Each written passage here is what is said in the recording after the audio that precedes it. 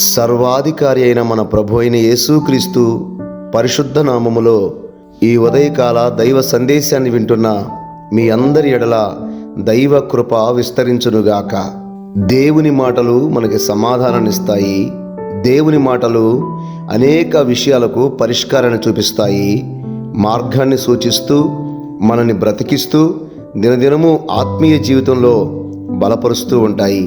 అలాంటి దేవుని మాటలు ఈ ఉదయకాలం కూడా మనం వింటూ మనం దైనిక జీవితాన్ని ప్రారంభిద్దాము.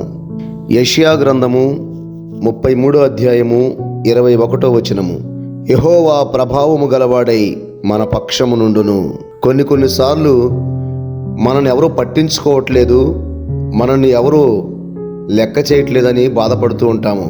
కానీ మన ప్రభు అయిన యేసుక్రీస్తు వారు మన పక్షాన నిరంతరము తోడుగానే ఉన్నాడు. మనము ఆయన గొప్ప నామమును ఆశ్రయించాలే గాని ఆయన గొప్ప మహిమగల కార్యాలు మన జీవితాల్లో చేయగలడు. ఉద్యోగం కోసం పోరాడి ఆగిపోయి ఉండొచ్చు, లేకపోతే బిడ్డల కోసం ఆశపడి ప్రార్థన చేసి ఇంకా నిరాశ చెంది ఉండొచ్చు.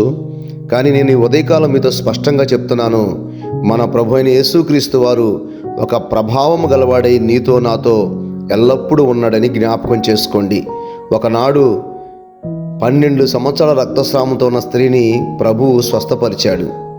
ఆయన మన జీవితంలో కూడా గొప్ప కార్యాలు చేయగలడు. ఆయన ప్రభావాన్ని మనం ఆశ్రయించేవారుగా ఉండాలి. ఈనాడు ఆయన ప్రభావాన్ని పట్టించుకునేవారు లేరు. ఏదో లోక ప్రభావంలో, ఏదో మనుషుల ప్రభావంలో, బంధువుల ప్రభావంలో పడిపోయి దేవుని విడిచిపెట్టిన వారుగానే ఉన్నారు. కానీ అనేక మంది దేవుని ప్రభావాన్ని ఆశ్రయించిన వారు ఎవరున్నారు? అలాంటి వారు ఎవరైనా ఉంటే వారిని దేవుడు కాపాడుతూనే ఉన్నాడు. ఉదాహరణకి బైబిల్ గ్రంథంలో రూతు అనే ఒక సహోదరి మోయాబు యొక్క ప్రభావం విడిచిపెట్టి బెత్లెహేముకు ప్రయాణమయ్యింది. ఆమె ఆశీర్వదించబడలేదా?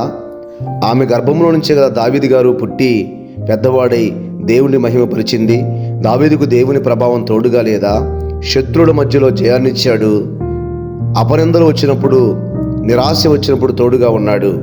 ఏలియాని రక్షించిన దేవుడు, ఎలీషాకు తోడై ఉన్న దేవుడు ఈ ఉదయకాలం నీతో నాతో మాట్లాడుతున్నాడు.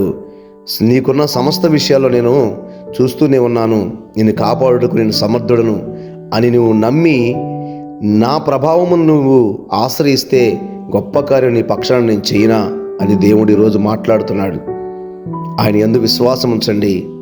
ప్రేమగల తండ్రి, దయగల ప్రభువా, నీకు వందనాలు. ఈ ఉదయకాలం మీరు మాతో ఎల్లప్పుడూ ఉన్నారని, ప్రభావము గలవారై మమ్మల్ని బలపరచుటకు సిద్ధముగా ఉన్నారని, మేము అనేక లోక ప్రభావాల్లో పడి ఆ లోక ప్రభావాల్లోనే మేము బంధించబడి ఉండిపోతూ ఉన్నాము. నా తండ్రి, ఈ ఉదయకాలమున ఈ మాటలు వింటున్న నీ బిడ్డలకి నాకును నీ ప్రభావమును ఆనుకుని జీవించే మనస్సును మాకు దయచేయండి. గొప్ప విజయాలు మా జీవితంలో చూడగలిగిన కృప మా మీద మీరు ఉంచమని ప్రార్థిస్తున్నాను. గొప్ప కార్యాలు చేసి అయ్యా ప్రభా, నీ నామమును ఇంకా అనేకులకు పరిచయం చేయడానికి కావాల్సిన శక్తిని, సామర్థ్యాన్ని మాకు అనుగ్రహించమని, నీ ప్రభావం ధరించుకున్న క్రైస్తవులకు మమ్మల్ని నిలబెట్టి బలపరచమని యేసుక్రీస్తు పరిశుద్ధ నామంలో ప్రార్థించుచున్నాను పరమ తండ్రి, ఆమేన్. మన ప్రభు యేసుక్రీస్తు వారి కృప మనకు తోడుగా ఉండి గొప్ప కార్యములు మన జీవితంలో జరిగించునుగాక.